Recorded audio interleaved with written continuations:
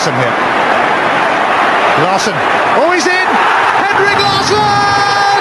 That is sensational! O'Reilly. How about that for a pass? Jota! How about that for a finish? That is Jota for you! In for Henrik Larsson. And Rodgers! His first goal for Celtic! Here is Shunsuke Nakamura! Exquisite!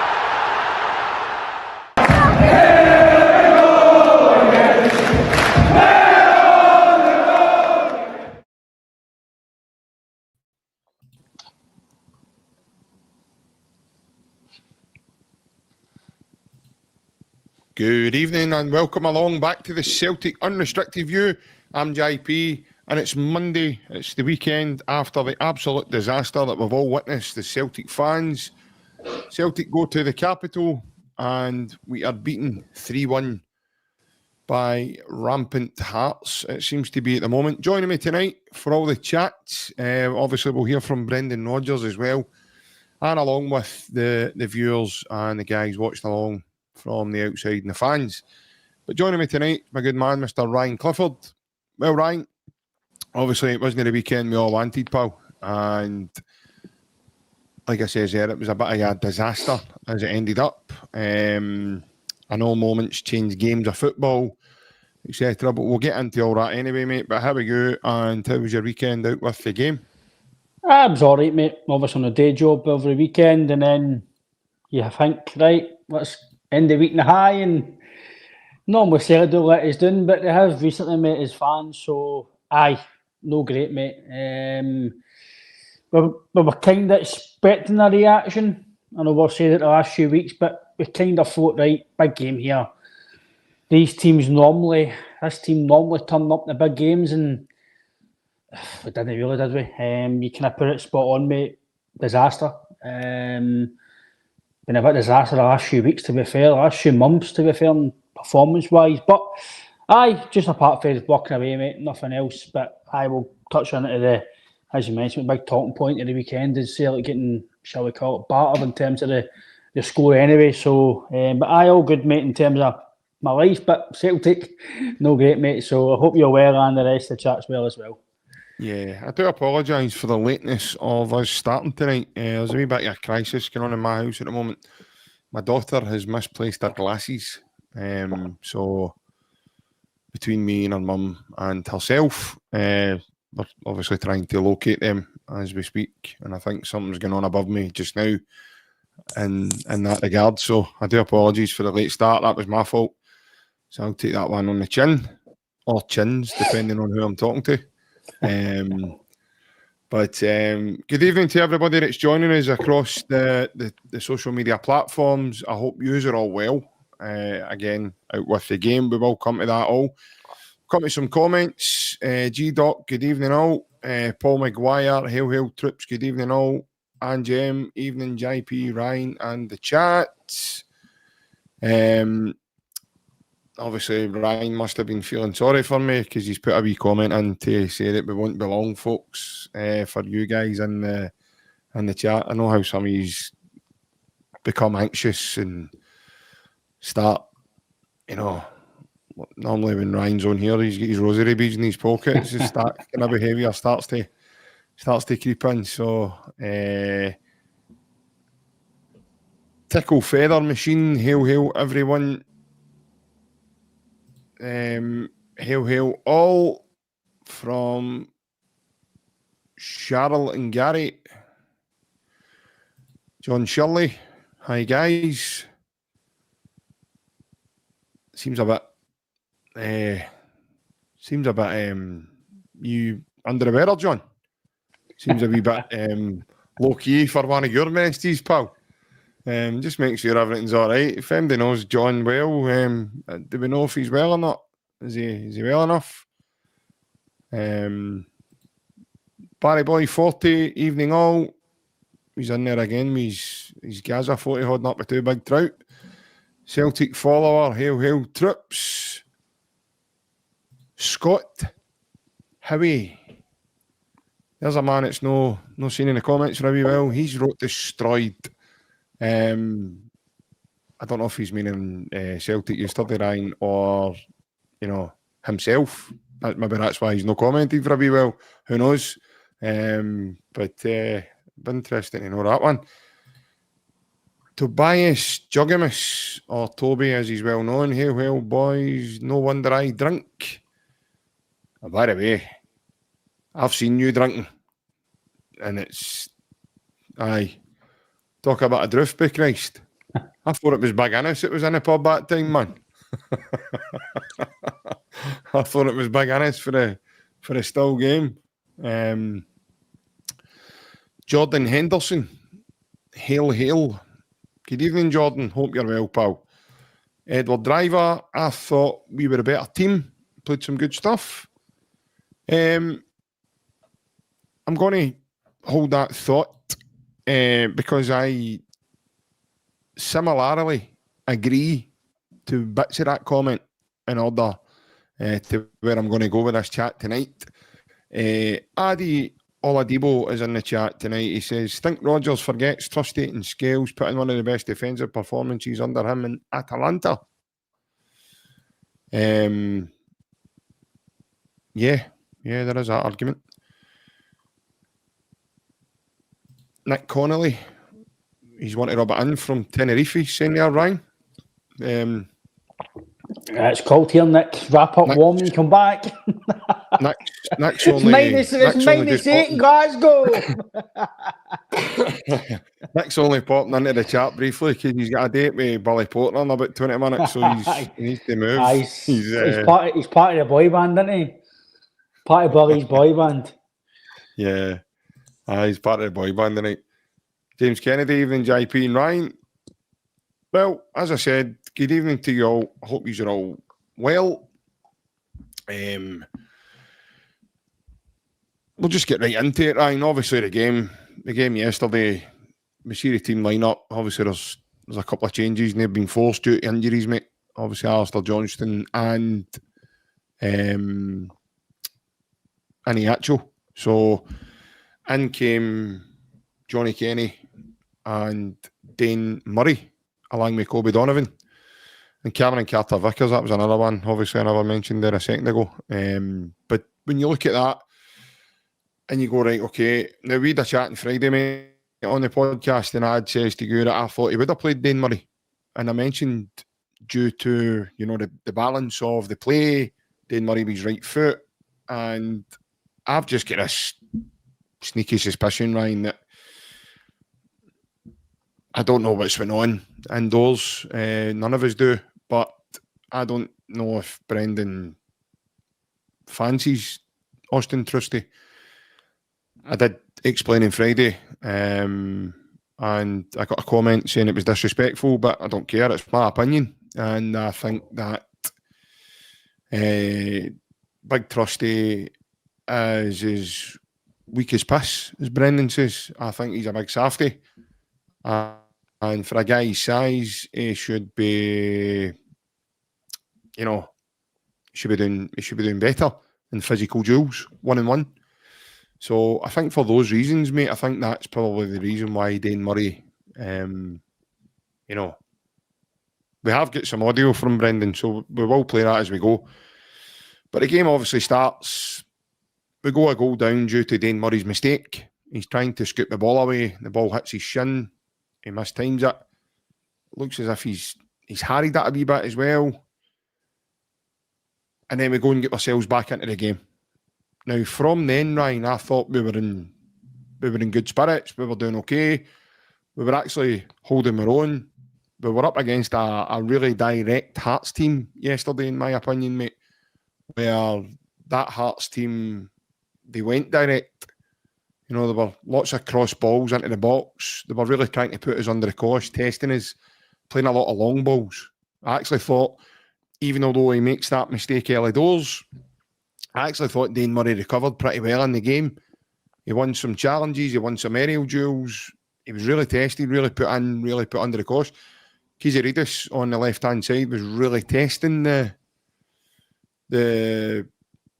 the two lads, you know, Kobe Donovan and Dane Murray. But I know, like you says yourself, Ryan, Kobe Donovan's body position could have been better in the first half.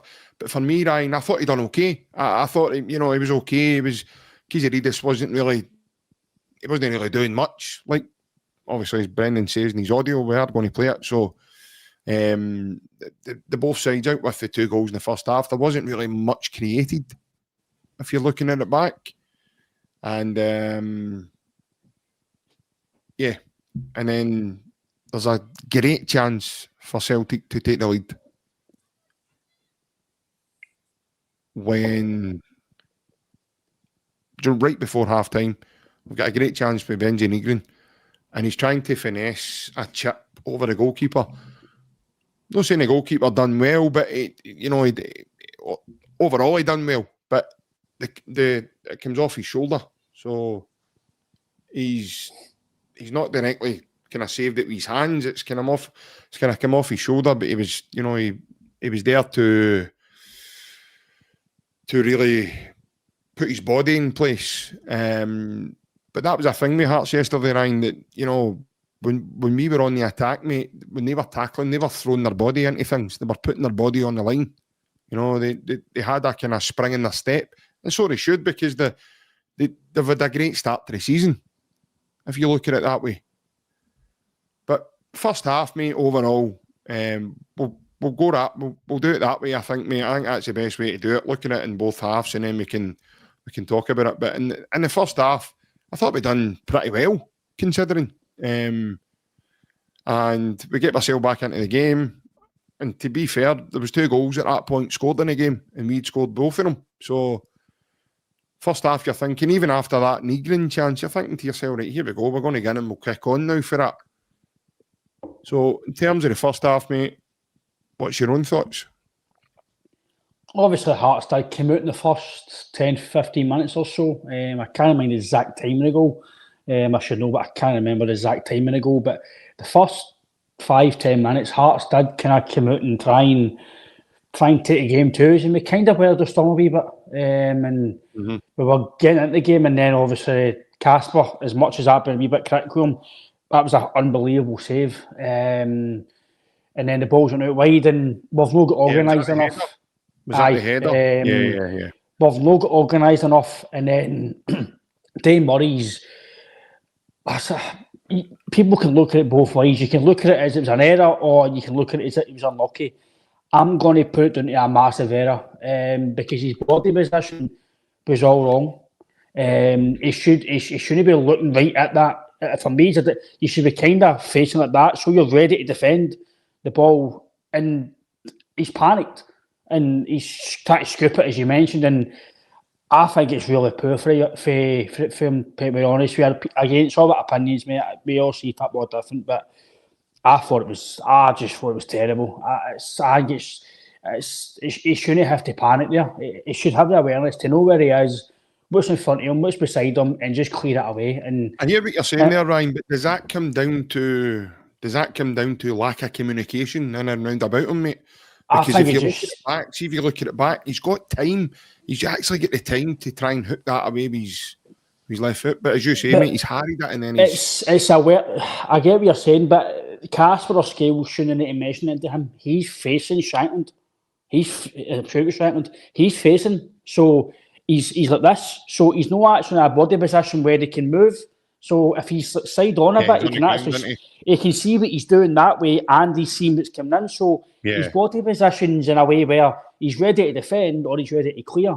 But the way he was static, and he's trying to, and I just thought it was a massive error.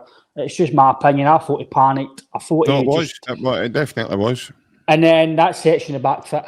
And then obviously we get the goal back for Callum. Thought that was probably Callum's best 45 minutes of the season. Thought it was different class in the first half. He was trying to drive us on. He was trying his best. Then we get the goal back. Brilliant goal. Good play actually for Celtic. It was actually really good football, yeah. And obviously Benjamin Negrin, for me, it's criminal, JP. It's absolutely criminal, man, that he's trying to be fancy and just smash the ball, man. Like, I understand it's a good listen. The goalie's been a good save, but just smash the ball. Like, why do you try to flick it over him? Why does that come into your mind? Do you think if he smashes that, mate, he probably smashes one of the floodlights in the stadium, though? See, I get what you're saying, aye. But I think if he just smashes that, he don't smash it, it's a goal. You're going in 2-1, you're buzzing off it, momentum into the second half. And I can't see we would have won the game, but you'd at least come out with a point. You'd have probably no lost the game anyway. I don't think you'd have lost 3 goals because your momentum's high, you're into the game, come out back to the second half, and you're actually pretty happy. 2 goals scored, a goal up at Tynecastle. The Hearts crowd would be a wee bit edgy into the second half, and mistakes, JP, can cost you, and small margins can obviously no help you in the games that we need them. But the Dane Murray one, listen, people might say it's unlucky. Other people like myself might say it was really, really poor and it was a bad mistake. But that set you off in the back foot right away. Right away, you're chasing the game, and the fans are on Hearts' tails, and it leaves you with a bit of a mountain to climb. But then when you go back, you're thinking, right, here we go. We started playing some nice stuff a wee bit, still a wee bit shaky at the back, but we started to do a wee bit better. But people are saying that, I get what you're saying, Dom's done all right, but Right, maybe again, mate. Maybe it's just me trying to remember the game back now. I actually thought we defended pretty well. Like I says, mate, we were up against a direct Hearts team. I didn't think we were bad. A lot of cross balls, a lot of direct balls, and having to fight with duels and stuff like that. So I really thought we did okay. I think Hearts done the homework because they nullified where our weaknesses was in the right hand side of the park with Dane Murray and Donovan. Like I said, I know Kieran Taylor done the best of games, right? But see, ever since KT's came to Celtic, not one team has targeted the left hand side with him and Scales. Not one. Now, I'm not saying that that's because Kieran Taylor's amazing, but it's either his stature or who he is or whatever it is. No team's targeting that side. They've always targeted, even when Johnson's not been playing, it's been Ralston or Donovan, and they've been targeting that side. Even when it was with Vickers, it was always that side they're targeting because you know that's the weak point. I get Donovan done all right in certain parts of the game, but seeing the first half, I put it in the chat, I was saying to people in other chats, his body position in the full game was just about all wrong. He's showing the guy inside all the time. You know he's direct, you know he's quick, you know he can cut inside. JP, anybody who's played at any level of football, I'm not a defender, neither you, and there's a lot of guys who play football, you all want to go attack. You always show them down the line, you show them down the corner. So if you need to defend the corner, you defend the cross, but you always show them that way and try and jockey them back that way. It's criminal, mate, in my opinion. These are guys that playing at the top level. Doesn't matter if you're 19 or you're 30, you should know the basic principles of defending your body position. And it was coming. That was coming. He done it 3 or 4 times. He got by him. He blocked the 1 or 2, but it was coming. He was going to get joy out of it eventually. And that's what we don't do, mate. See, when we get by a man once, that's what done my job. See, if you know you're going to get... Once you get by somebody once, keep going at him. Keep going. And we don't do that. And so on Donovan, mate, I thought... He wasn't beating Donovan for pace. He was no, more but it was just... But again, if Donovan had his body position, right, he's not getting by him. If he gets by him, we have a good trick, fair enough. Yeah. But it was just directness, and his body position is like, he's shown him. He's shown him the way. I'm like, go away then. You need to show him down the line, son. Show him that way, away for the goal.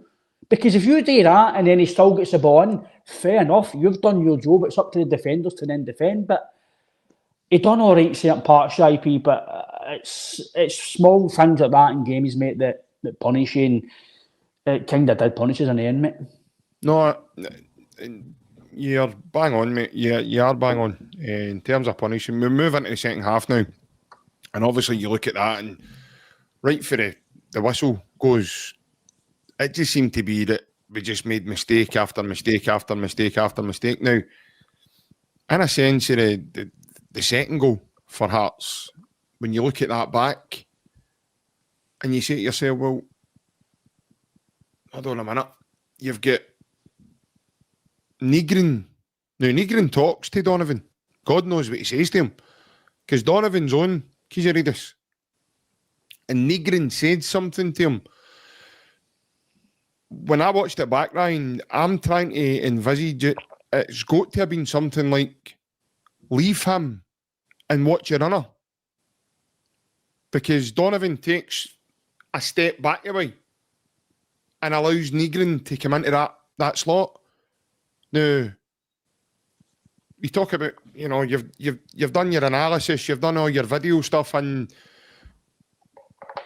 I don't doubt in my mind Brendan Rodgers would have spoke to the boys and says, listen, this lad likes to come in on his right foot, come inside the field.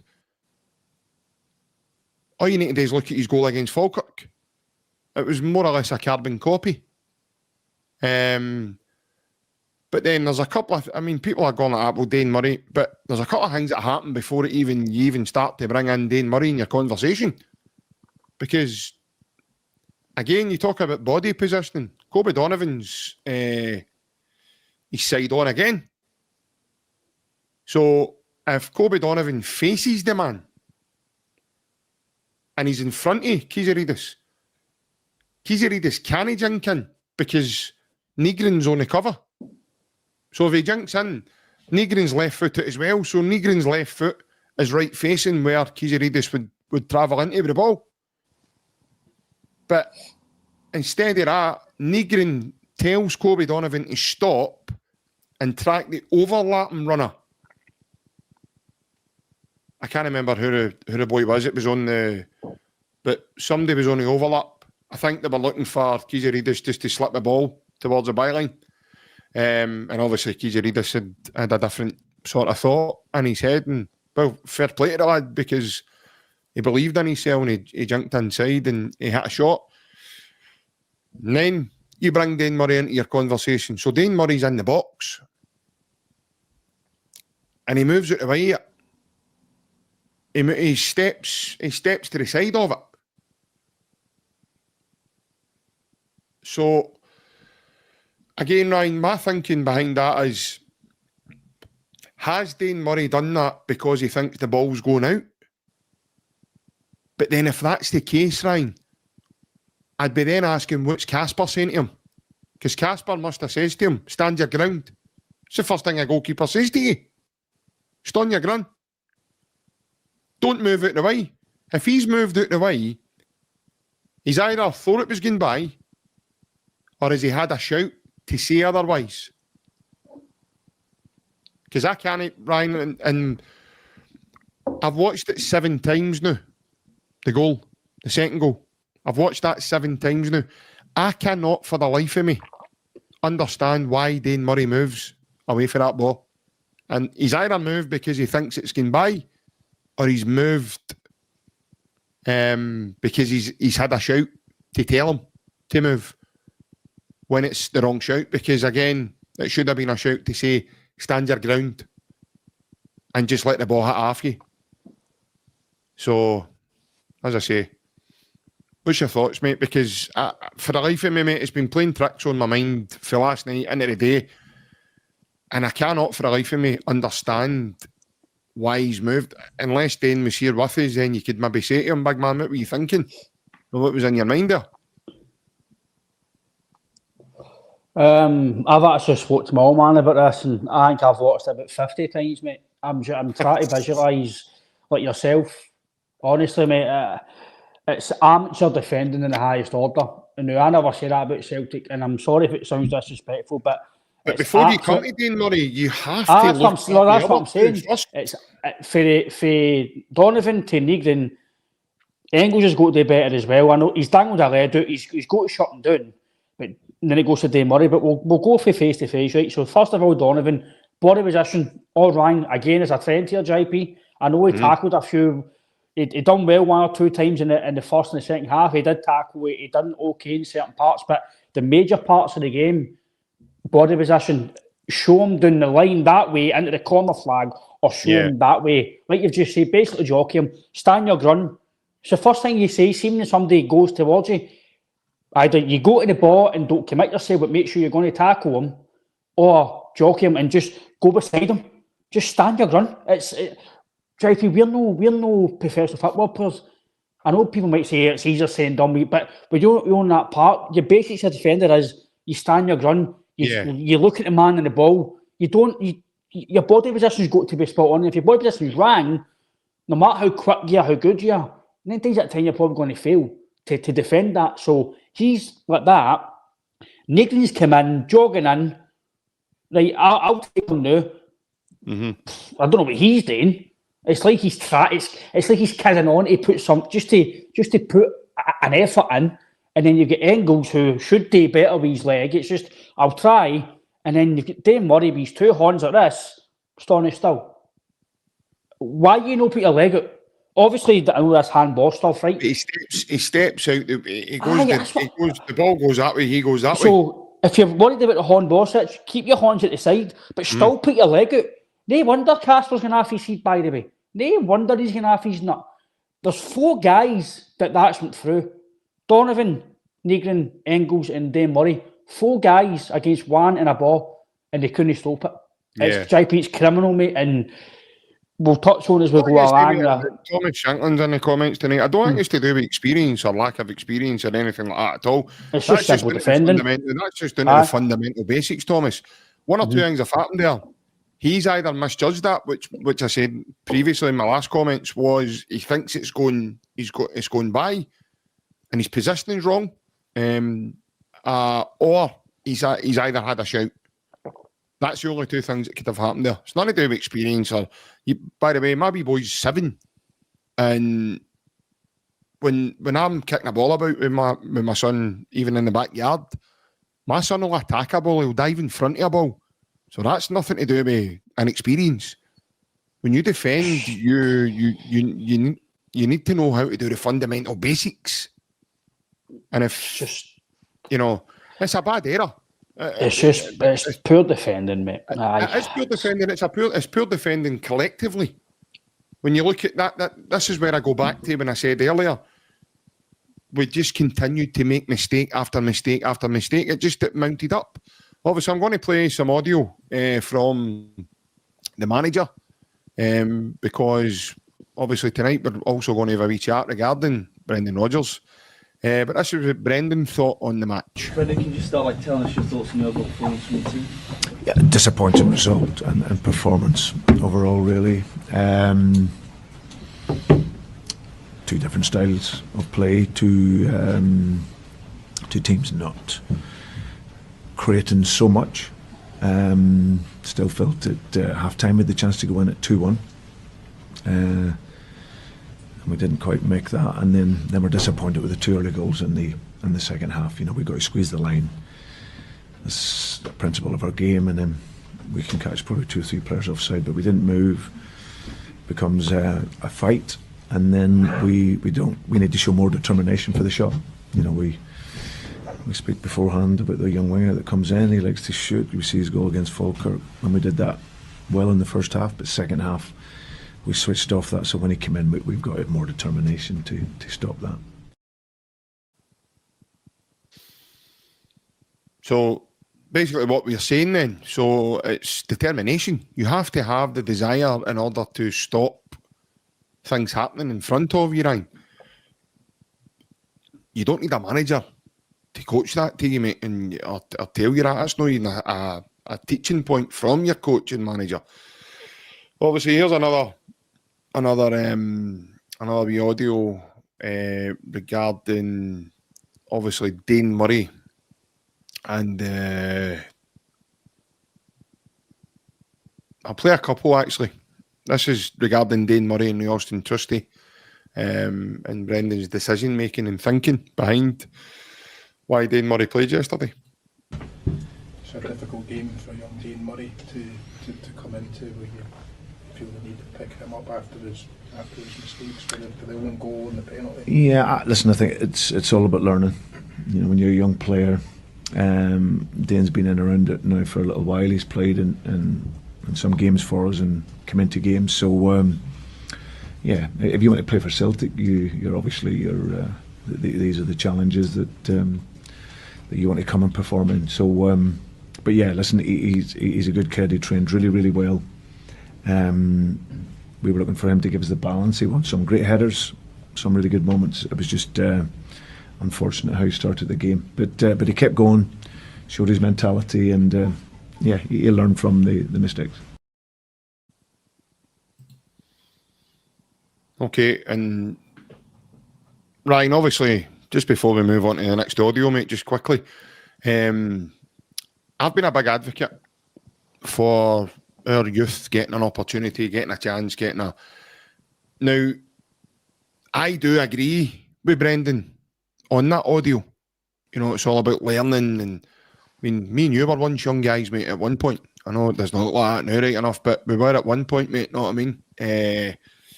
And we had to start somewhere.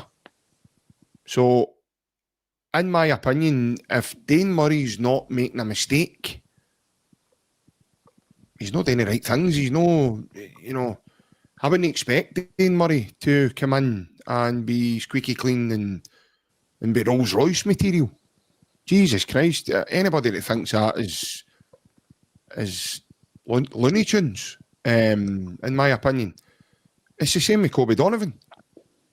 But a couple of weeks ago, the Celtic fan base you were reading things like, you know, look at Club Brugge. Club Brugge have got academy players in their back four. No. Yesterday, Celtic had 3 out of the 4 that came out of Celtic's academy in their team. Now, where I understand people's thoughts is it's, you know, it's a big game of the season. I understand that. But, you know, be careful what you wish for. Because the guy that was next to Kobe Donovan, who sat on the bench yesterday, he's a guy that gets lambasted with our support and told he's not good enough.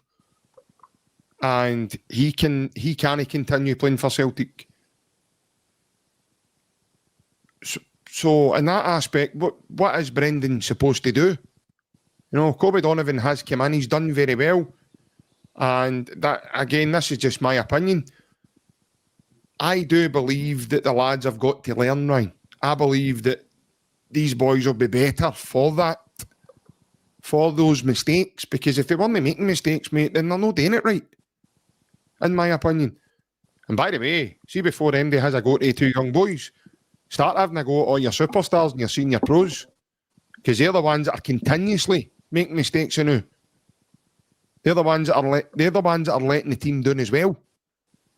So you can't just, you know, you can't just pick and choose who your scapegoats are to suit your narrative on the actual day. You know, you've got to look at it as a collective and be honest. It's not just about Dane Murray and Kobe Donovan here. They know why Celtic lost that game yesterday, and far from it. On his audio, I did say on Friday that Dane Murray shouldn't be in the team. That was just my opinion. Obviously, Brendan went with Dane Murray. Do they deserve a chance, Ryan? That's the question. Do they deserve more? Right, I'm like you. I'm like you, right? I'm a big advocate of youth players getting game time. But there's a time and a place. And it's no away to Tynecastle where you need to get a result where you're struggling for form and you need to win the game. Do it maybe at home against, no disrespect, but maybe at home at full crowd. Maybe even a home game. Maybe a home game. They done that right? in Murray this season and he scored in the cup against Falkirk. That's what I'm saying. A cup game at home, the pressure's not as much as you're away to Tynecastle where you could potentially be 8 points behind. I get these boys need to get put into place and they need to get experience and they need to make mistakes. Are they good enough? I don't personally right now, I'm going to be honest, no, but we've left for that. We've got them now. We need to use them in some capacity due to injuries with Johnson, Vickers, everything else. We've got to go with it. I know what he's saying about the balance, right? Well, I don't get what he's saying. I think it's nonsense. He said it about Nerowski against St Johnstone last year when they're obviously played 3 games in a row where he was different class and then he bins him for no reason whatsoever.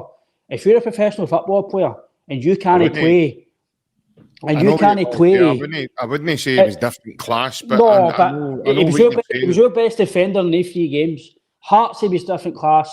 Rangers, he was our best defender. I can't remember the other game he played. He was brilliant. He was our best defender. Man of the match, solid. Made the odd wee fresh air kick, but he was very good.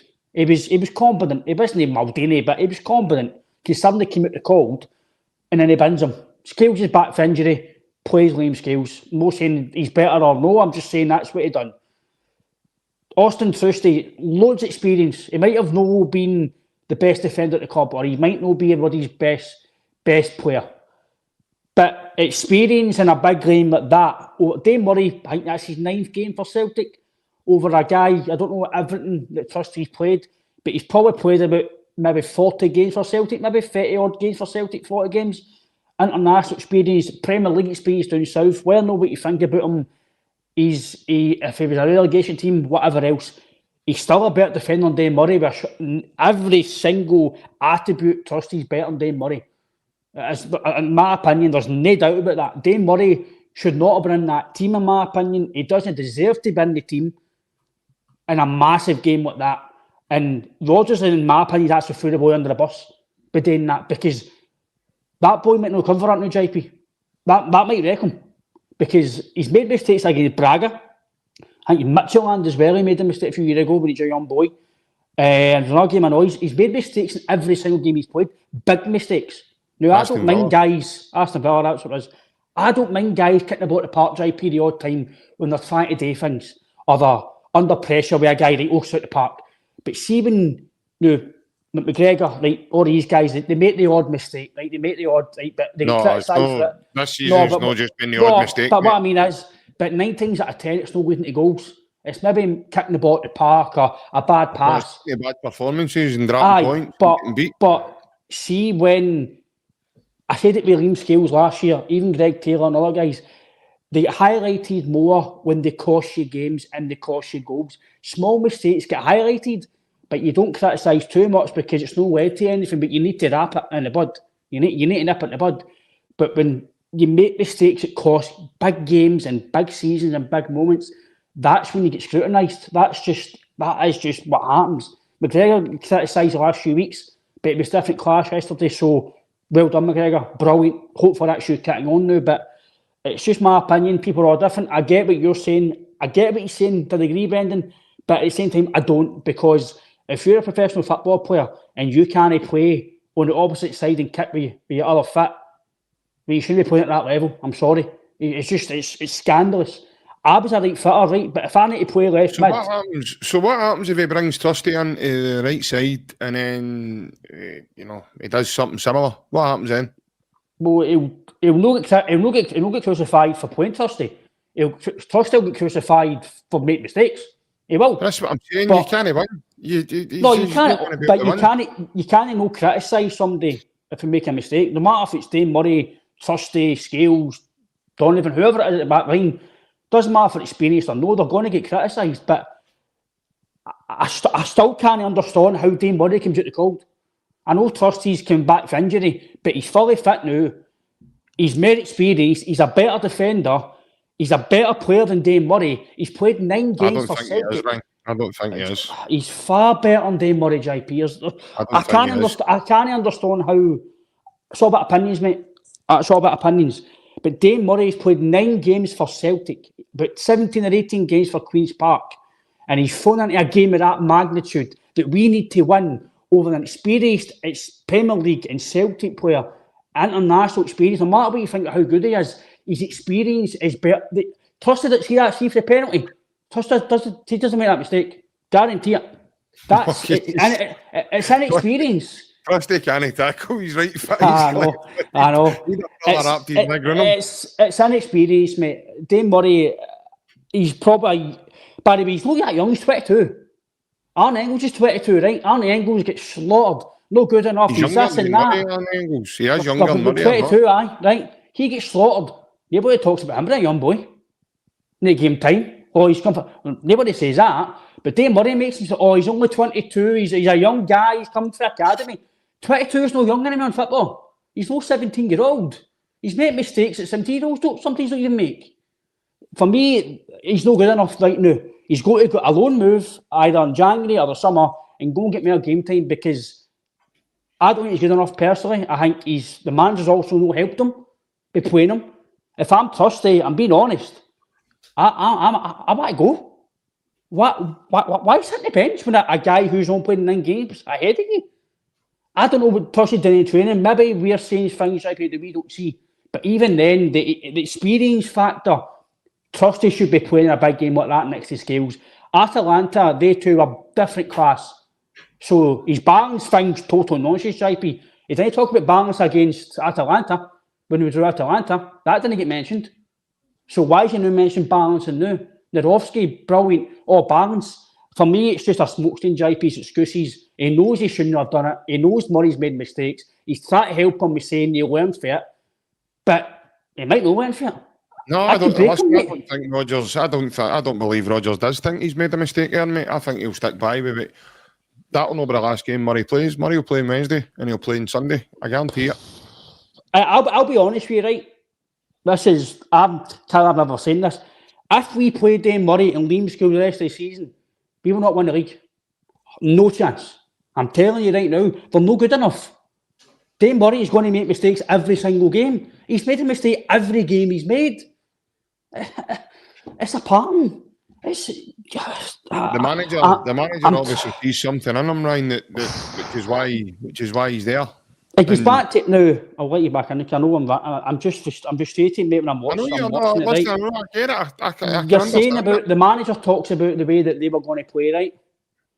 And he mentioned after the game about Hearts have only got one style of play. We've got the DNA. Well, Brendan, where's the DNA of the club? See me watching Celtic now. We have the identity. We have nothing. We've lost what we're all about. We lost our identity yesterday in the second half. We don't play quick enough. We don't play with attacking intent. Every time Scales and Murray get the ball, they want to pass it back. Hatate wants to pass it back. For me, this is not the Celtic team that we're... I know we can drop points, Stripey. We can lose games. Listen, that's fine. But we've been honking for months. Like Anne James says in the comments, when was the last time we played even 70 minutes brilliant football? It's been start, stop. And then, all right, we've got a good result on Thursday. And then, bam, Sunday. Where is it? I'm struggling, JPA. I understand the injuries, right? But I can't get what you say with Dave Murray. I just can't. I think the balance thing's nonsense. It doesn't matter if you play 2 left sides or 2 right sides. If they're competent defenders, they're going to defend. I'm going to play that. I'm actually going to play that wee audio that when he mentions what you've just said there, Ryan, in terms of the balance and basically his decision making on why he played Dane Murray over Austin Trusty. Brendan, the board's come in for a fair bit of criticism for not backing you, but you've mentioned that you've got to try and get something out of the players that you have at your disposal. Do you start to take responsibility for the fact that you can't get a trick out of them domestically to build momentum? I've always taken responsibility. There's never been a time that I haven't. So I suggest when you're saying, you said, is there a time? There's always a time. When you're the manager at Celtic, you're responsible for the results, despite whatever else happens. So that responsibility is on me. Yeah. What are you going to do? What can you do right now to try and get something out of them? Because clearly there's a lack of confidence. You're playing players like Dane Murray, asking them to come in when you maybe have options in the bench. Austin Trusty's a £6 million player. Yeah, he's left-footed. The balance of the centre halves works better for me when we have two. The balance of a left-footer and a right-footer at centre half. So the price tag never comes into it. It's about what the team needs. Do you think you can still get them back on track? Yeah, I think the context of today is obviously disappointing in the game and the result. But there's 29 games left, and if Hearts are at their best today, then of course, if we can find a consistent level of performance, then there's absolutely no doubt we can make up the points difference.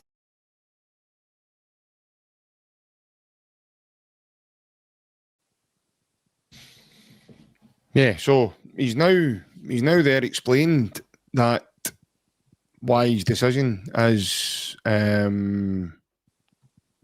why what he made about Dane Murray, is why Dane Murray played over Austin Trusty now. As bizarre as you can think, or as anybody might disagree with that, or you might not agree with that, it's neither here nor there. That's the manager talking. That's why he's made his decision. And that's why I said, now, there's a comment, I can't mind who it was, it says in the comments tonight, but you find it amusing that I says Murray will play on Wednesday. Dane Murray will start that game on Wednesday. I've just played an audio telling you why Dane Murray's playing over Austin Trusty. Do you think after sitting doing that press conference, Brendan's now going to somehow go home and have some sort of an epiphany and say, well, do you know what? I don't think I'll play Dane Murray now. I think I'll play... Not a chance. No way. Ryan, what's your thoughts here? I'm struggling. I'm struggling with his interview, JP. I can't. The balance thing. I do understand what he's saying, right? But at the same time, I don't, because it doesn't matter what foot you kick with. If you're a competent defender, you can defend at any side of that. But it doesn't matter if you're right or foot left. It's the same as, like I said to you. I'm a right footer. If I go to the left, I should still do the same job I done on the right hand side. I just need to cut in my right foot. That's it. That's the only thing that's different. Is I need to use my right foot or that. So it's the same with the centre backs. If you can't use your left or right foot at the opposite side, it's just my opinion, mate. Listen, I could be wrong, but it's just my opinion. You shouldn't be playing at that level, mate. Plus, he's not got a right foot. But he should be good enough to then use his left foot. I just can't believe he's... To pass to the right-hand side, it seems to be unorthodox for that to happen, though, does it? Aye, but it's... How many left centre-backs across football right now do you see playing right centre-back? No, I get what you're saying, but Trusty, in my opinion, it's just my opinion, is a far better defender than Dane Murray. He's got merit. I totally get you. He's got merit experience. I get what you're saying. I did get what Ben said. Friday night when I says why I think Dane Murray would win the team. When I picked the team, on ability, Dane Murray and what he's done at Celtic should not be in the magnitude of that game. That game needed leaders, experience, and everything else. I'm being honest. I think he's personally for the boy under the bus. Well, take Dane Murray out of the equation now. You're talking about leaders, not that. Where were they all in? Well, to be fair, I thought McGregor was good yesterday. Your captain was good yesterday. He was trying everything to drive the team forward. But Engels, for me, I'm a big fan of him, was very, very poor. Very poor. Negden, flat to deceive. 1 minute he's good, next minute he's terrible. Him and Konecki, JP, hopeless. Again, jogging back. Was it the second goal he was jogging, or first goal he was jogging back? Mm-hmm. Some of these guys have lost interest, in my opinion, JP. Just looks like... I'll put this one to you and you can back in and you can talk about Murray and that makes I've said no, I just think people need to have a long hard look at what's going on about. But here's now 2 young boys that have just been brought in. That's what I'm saying, right? So we played, well, me and you played at decent level, right? Others guys have played professional. It doesn't matter what level you played at, right? Mm-hmm. I can accept Celtic getting beat. I can accept getting beat with a world class goal or a good bit of play or a team just been better than you. But what I can't handle is teams been more aggressive than you, running past you, working harder, looking fitter than you, putting bodies, as you mentioned, on the line to tackle, header the ball, desire, hunger. JP, it looked like we didn't have that in the second half. Like, guys just walking past players. I can't handle that, mate. I can't handle professional football players getting paid thousands of pounds a week. And I'm not saying I'm not trying, but the effort levels are not good enough. Now, we can blame the board, which we'll touch on. You can blame the board, you can blame the manager. They're not in that park, running their guts out, tackling, aggressive. They're not doing that to the levels they should be. And that's alarming for me, mate. That's a few times during this season that Dundee, jogging back, into position. Don't you feel on that, mate? And obviously the Dane Murray situation, whatever else. But it's no good enough, mate, on the players' part. That's in you as a football player. That's your will to win and desire. And it's not good enough, mate. No, it's not. It's not. They've lost rhythm. But something I'm going to talk about, and this might not be popular in the room. I don't really care either because I've now had enough of all the excuses and everything else I'm hearing. I've said it for day one, take it right back to Kyra. The manager has manufactured quite a lot of this. Now, the board have got their own failings and everything they done in the summer, blah, blah, blah. The recruitment was poor and everything else. We've seen, we all know that, right? The manager has manufactured this.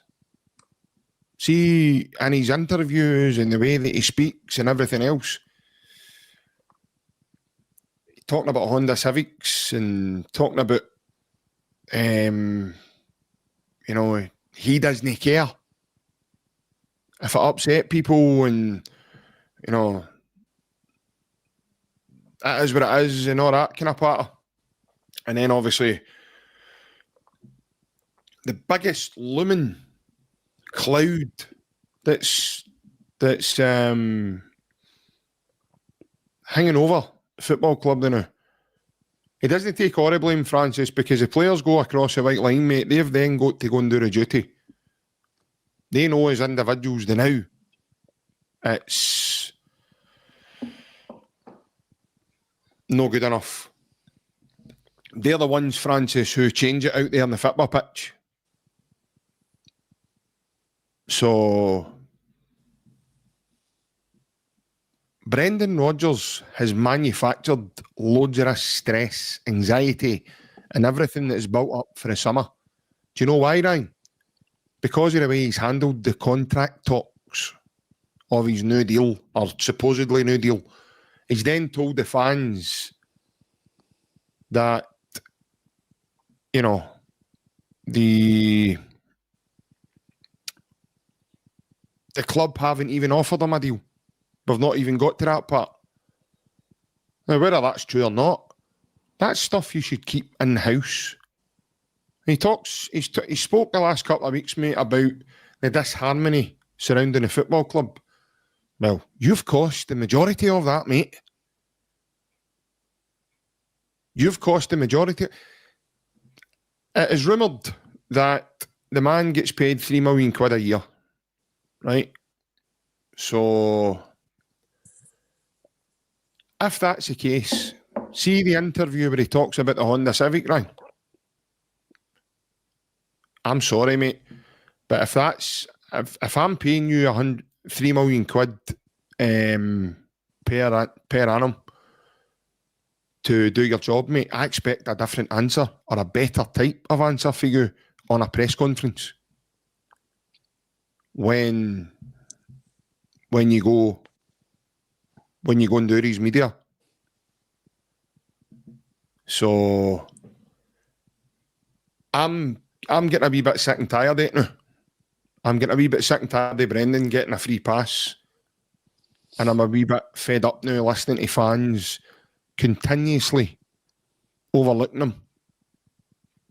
When do we have enough and go, well, it's not been good on the pitch. You've mentioned it tonight yourself, Ryan. It's not been good on the pitch for months. So I'm afraid that's not to do with the board. The board don't put the board don't put the team out in the park. The board don't train the players. The board don't coach the players or do the training sessions. And during the summer, to a lot of the fan base, it appears that the board didn't do very much. But somehow they still managed to find time to bring Tenetke to the football club. Negrin, who's our top scorer right now, as we sit here. So there's still small shades of light in there, in my opinion. Obviously, we've been gaslighted also as a fan base. I think that's fair to say. With the manager, we've been gaslighted there as a fan base because when we signed Sebastian Tenetke, Brendan came out and says that he could operate. He's a tricky winger that can operate in both wings, and he's pretty comfortable doing so. Yeah, absolutely, John. It's a results-driven business. But I'm going to play the next audio, which is the last audio. No, it's not. I think I'll maybe get one more after that, actually, but I'll play that towards the end. This is Brendan speaking about Tenecki. Now, bearing in mind, I've just said that he told us when Tenecki signed with the football club that he can operate in both flanks, right? And he can go either way. By the way, I want to make it clear just now, I've had enough of excuses being made about a manager. I still have 100% belief in this manager. I still think people might think I'm Looney Tunes here, but it's because of what he's done for us. I believe we'll turn it round. We've seen this before. We've saw this, this rodeo before. George Billy's Hearts were rampant as well at one point, and that the wheels came off of that as well. Do I think Hearts are good enough to go the full season the way they're going now? No, I don't. I think due to injuries, suspensions, there'll be things happening. I agree with Rodgers in that they do have a slight advantage just now. That they're only playing once a week. So they've got the full week to recover from their games that they're playing just now. Celtic are trying to battle on all fronts. We're in cup games, we're playing in Europe, we're trying to play in the league, and that's the excuse, by the way, because we've got the squad, or we should have the squad good enough to do it. Celtic have got a far bigger budget than teams like Hearts, a far bigger budget than teams like Dundee. So in my opinion, the players that even Celtic have got in the field right now should be good enough to take care of these games. But the problem is we're not. And the problem is that's coming from somewhere, which I believe it's the manager. His body language is all wrong for me. He's off in every... We've seen a bipolar Brendan this one press conference. He's smiling, he's full of laughter, he's making comments about Range Rover Sports, he's doing this, he's doing that. And then the next one, he's up in arms, he's having a go at the fans for singing Kieran Tierney's name before we re-signed Kieran Tierney. He's talking about Greg Taylor being there. This isn't something new we've seen me, Brendan. This has been a wee while now. So, but in terms of the Gaslight moment, this is massive for me, Ryan, because I wasn't happy when I heard Brendan saying this. Brendan, I know you swapped Palakwisha for Tenecki. Was there a temptation to move Tenecki to the right, keep him on? No, never. Never. He's a left-sided player. He doesn't play off the right. He doesn't enjoy playing there. He doesn't want to play there. He's a left-sided player.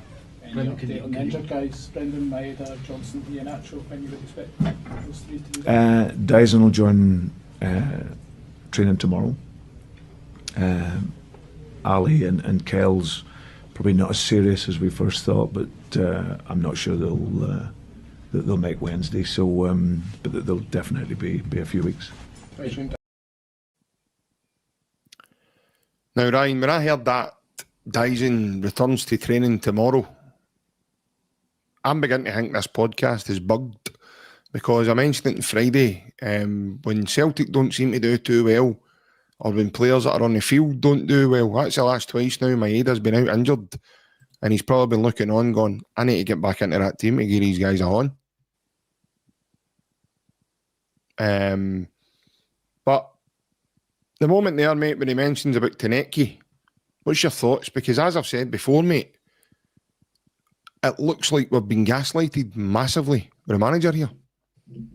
Well, I've spoke to you and Big Alan and obviously our sponsor Bev in the chat, and I mentioned that before, even though we were going to do this tonight about him, we were going to talk about it. I just spoke about it in the chat. It's absolute nonsense, and it is gaslighting. He's played in the right side with Hammarby, he's played there with Bodo Glimt, and he's played there with Tunisia. So it's not. I don't care if he doesn't like it. If he can play there and it's going to help the team, no, I was just going to come in with it. It doesn't matter. That was a bit that got me. He doesn't like it. Well, I'm sorry, mate. You're the manager and he's only the player. Right, so when I played football, did I like doing pre-season? Did I like doing double sessions? Did I like doing sprint classes? No, but I done it. I done it because it was what you had to do to get fit, to go and play football and make sure you were fit to play and help your team. Yeah. I don't care if he doesn't like it. He's getting paid 20, probably odd grand a week. I don't care if he doesn't like it where he plays left back, right mid, up front. If your manager tells you to play there, sorry for swearing, but you fucking play there. Aye. It's your duty of care for the football club and your teammates and your manager and the fans. You play there. Doesn't matter if you like it or not. I don't care if you don't like it. Do you think Carl McGregor like playing? That's the thing. That doesn't even come into the equation, mate. Do you think McGregor liked playing left back against Cluj? No, but he was told by the manager to play there, so he played there and done his best. This is what I'm talking about, and this is why I'm getting annoyed, because of this gaslight moment I've just highlighted. Aye, this is why I'm getting annoyed, because it's gaslighting, mate. Brendan's getting a free pass. Everything's all directing at the board, and it's this and it's that. Well, here's one for you. I'll bring in us. So, if Brendan Rodgers oversees the transfers, is it down to Brendan Rodgers as to why there's a gaping hole in the team, the right-hand side of the field? It's one of the ones, mate. We can blame the board, and I'll want to touch on that as well. I want to touch on one or two things, because for me, there's a downward spiral here, right? But I'll touch on this first, as you mentioned there. As Tackle Fair Machine says, however it is, if he's not a good teammate, then he's not what to play there. You play where the team needs you, and the manager. As much as James Forrest did do okay when he came on, right? I thought he done all right. We should not be relying on a guy who's 34, 35. We've got a £5 million guy in the bench to come on and play that position, put Konecki out wide, who's your most creative spark, and you take him off. He done it against Belgrade as well. He was sharp, he was looking good, and he takes him off. His decision making. Listen, you know, anybody who watches this podcast yourself, JP, who knows me, I was a massive fan of him getting back. The last few years, especially last year, brilliant for us. The football we played, everything. But see, now he's mentioning about Europe as well. Then you got to talk about that when we're winning trophies, doubles and trebles. Or Europe, we're tired, but Hearts have will get one. Did we talk about Rangers or Aberdeen having one? No, it's because he's under pressure. JP's coming out now with these analogies. Because for the first time as probably as a Celtic manager, he's under severe pressure. Either losing his job or losing a title. Now, people can think I'm entitled or no, right? If Celtic lose this league, it's unforgivable on the manager, the board and the players. Celtic, with the infrastructure, the board, we are supposedly world class, the money that we've got at our disposal to strengthen the team that finished the Bayern Munich game is only 2 or 3 players that are on the team. But we've left, was it 8 free goals that have left the team? It's criminal if we don't win this league. And now it's not about entitlement, it's not about me spoiled, it's about the standards of the football club. If we lose the league, JP, Brendan Rodgers will hardly get a big job again, I'm telling you. His career's going to go down a downward spiral. He'll make himself back up again. No matter what he's done with us in the past, Liverpool, Leicester, Swansea, if he loses the league with the biggest team in Scotland, with the biggest budget and the best players, mate, how's he going to get back for that? Who's going to take him on? He's got to go abroad and work to, if it's Villarreal, Valencia. No chance.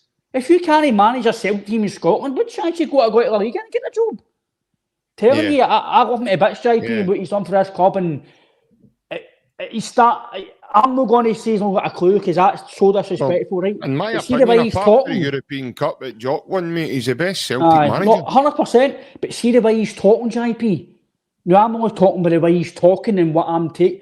It's like he's lost the coaching sense, tactical sense. He's talking about how Dundee played a low block and we couldn't cope with it. So what are you doing all week in training and all these months of training? Every team does it. Do you know what it seems to me, Ryan, right? It just seems to me that he never got what he wanted in the summer, and he's through his rattle out the pram now. I think that's exactly what we're witnessing now as a fan base. I really, really do. I think we're seeing that now in press conferences. He's, like I says, mate, it's bipolar Brendan, because one minute he's smiling, the next minute he looks as if he's down in the dumps and he's in a huff. And listen, we don't know what else is going on, and I'm well aware of things can happen on his personal life and things can happen in his personal world. I don't need him to be perfect in a press conference, right? And I'm not nitpicking here. I'm not trying to split hairs with it either.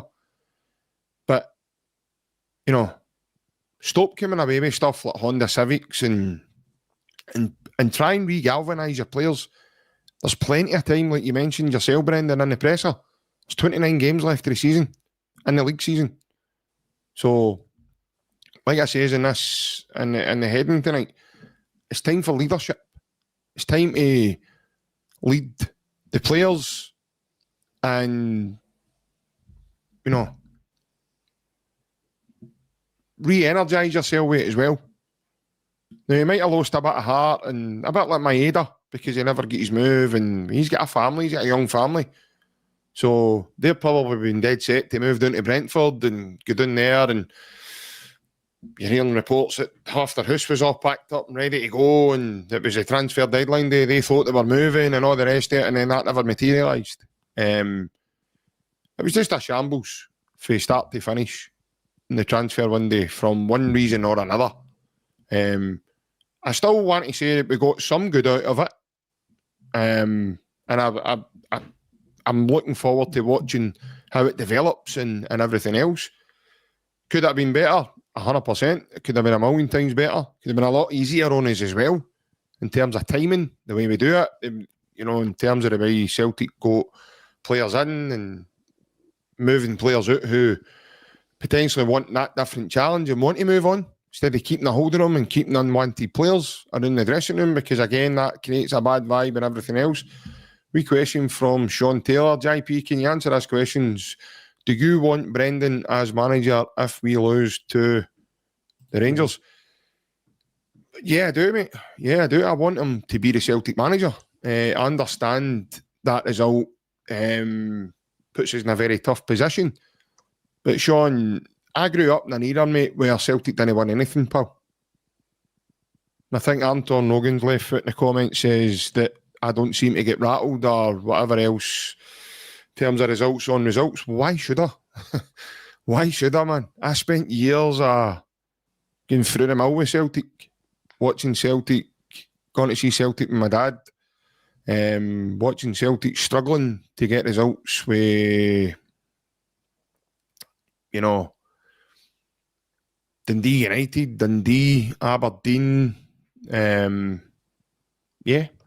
So I've had a really stern upbringing in that aspect, Sean, to be fair, pal. I've been around Celtic situations, mate, that are a lot worse than what we're in just now. I've said it many a times, mate. I think what we're all witnessing just now is a team who's coming to the end of a cycle together. And there'll be various elements of that will move out the club over probably the next two transfer windows. You probably look at that. I mean, you could start rhyming off a list of names if you wanted. I don't want to start making wild predictions. And if I'd done that, then Ryan will be asking me for a lot of numbers and all that for the weekend. So, But yeah, Mick, that's the thing. And I never dissed anybody's opinion, pal. So everybody's got an opinion, that's fine. I back something that I believed at the time, mate. Now that's, it's come back to haunt me in that way because the full squad have underperformed. So we have guys like Kieran Tierney, who's came to us for Arsenal. Arsenal got to the semi-finals of the Champions League last season. He played in it. And even he's no hit the ground running or lit the header elite. So, he is elite. Brendan is elite. I don't know why you're even... Brendan is an elite manager. For me, it's non-debatable. Just look what he's won. Look what he's won, not just with Celtic. Look what he done with Leicester. This is a Leicester side who were in the Premier League and were punched above their weight. So you don't do these things in football if you're just a run-of-the-mill type manager or just an average Joe. It just doesn't happen. It's no. That's for me. That's no reality. So for me, Brendan Rodgers the most elite manager Celtic will probably ever have. That's just my opinion. And we've only got him because he's connection with the football club. There is no way Brendan Rodgers would be at Celtic if he wasn't a Celtic fan. Not a chance. No way. It's the same with Kieran Tierney. Guys like Jota, and so on and so on. Why are they here? Because they have a connection with the football club. And for me, Ryan, that's fundamentally why we've got these guys and why we've been able to cherish these guys and really have some really great moments as fans. No, as much as we've been critical of Brendan, listen, he is still a good manager, top manager. But this is where he's going to now prove it. This is probably the most pressure he's been in a long time as a Celtic manager, and the manager probably. Obviously with Leicester, he had financial restraints at Leicester, he could only deal with what he could, and obviously eventually he left, and not exactly left, mutual consent, whatever. It's the same thing. This is probably the biggest period his manager career, in my opinion, as a Celtic manager. And it'll prove how good he is, it'll prove how much he's a man manager and motivator, etc. I do agree that he's partly to blame for the situation, like I say, JP, but again, this is what we're talking about. He's back to the communication of the club, JP. We don't know things behind the scenes now. I think I see a comment to me. Listen, I was a big advocate for Kieran Tierney. He's still a very, very good player. But again, this is down to communication. If he has got an injury, if he has got something that's not fully right, they need to tell us, and he shouldn't be playing if he's not fully fit. Because see, in the game yesterday. Ryan, sorry, mate. Can I just come in just now? It's just dawned on me, mate, that I've mentioned tonight that, Brendan. I've mentioned the word bipolar. For anybody out there that I've possibly offended with that comment, I do apologise. It wasn't meant in that context. What I meant was Brendan's behaviour has been quite erratic, and one minute you're seeing him, he's happy. The next minute you're seeing him, he's unhappy. So I apologise if I've offended anybody by using the word bipolar on tonight's show. I don't even take it. I don't even think that. Mate. No. I know what you're talking about. It was playing in my mind. So I just want to say apologies for that. But it's the same context of, his behaviour's been erratic. Sorry, Ryan, I know you were talking about Tierney there. Listen, I still think ability-wise, I don't think he's lost ability. I think what he's lost, obviously, as Rob will say, he does look like an old man. See, near the end of the game yesterday, I don't know if he's injured, JP, because it was about the end of the game, he got a tackle and he looked in pain. He looked, excuse my French, fucked. Right? He looked sore, like he didn't want to continue. So if Kieran Tierney has got an injury or he's something the matter with him that we don't know about and he's playing, tell us. Because see, I seen a thing today about I get sent, I don't know if you've seen it, or if anybody else has seen it. Thiago Odenholm has got injuries by his calves. I don't know if you've seen it, JP. It's on Twitter. It's come out now that he's playing football through the pain, taking injections because he's got calf issues, and halfway through the games he's getting paralysed calves. So he's got to manage that, and he might need to retire if he can't get it fixed, right? Now we're all saying he's hopeless, not good enough. There we go. Maybe at Celtic he's had that issue and he's not been good enough because of that. He can't show us what he's got now. Kieran Tierney, could be the same with him. He's struggling, but because he's signed for Celtic, he knows what it means to be here for the fans, try to always win the league. He's maybe saying he's all right and maybe he's no. So, and we're all saying he's guff, he's that's it. We don't know behind the scenes what's going on with these players, like you say, personal lives, injuries. We all know certain players, JP, in the game who have took things to help them to get through the pain, to help their team. People do that, and we don't know that as fans. Some fans, we think they're all fit. 9 times out of 10, football players aren't fully fit. When I played, Paul, you played, JP, when you played game, you were never fully fit. You always had wee knocks and this and that. But listen, I need to hold my hands up. Kieran Tierney's not been the Kieran Tierney I thought we were getting. And I think some of these have been, don't want to say fooled by it, but he's not the player that I thought I was getting. He's still a good player. Like I mentioned previously, JP, nobody's targeting that side anymore. So he's still got something there. But I need to say, maybe I was too confident. Listen, he's not been injured. So the injury issues, know that he's no come back to the same player, but I get what you're saying in terms of Rodgers, JP. I'll touch on him, then I want to touch on a bit about kind of January almost. I just want to touch on some of the comments that have come in tonight because there's quite a few people in the comments tonight having a wee go at me and, directing some of their anxiety at me for what's going on at Celtic just now. It's not my fault that Celtic are doing what they're doing just now. I'm sitting here giving an opinion the same way you're in comments giving an opinion. Now, this podcast, a bit of time ago now, allowed for any of you guys to come on and have a chat with us directly when we used to run the dial-in. And the kind of general feedback on that was very little. To a point where we had some individuals coming on most weeks with us. And then there was comments about the same individuals coming on every week. Now, we tried to open that up as a platform for guys in the comments who watch the channel.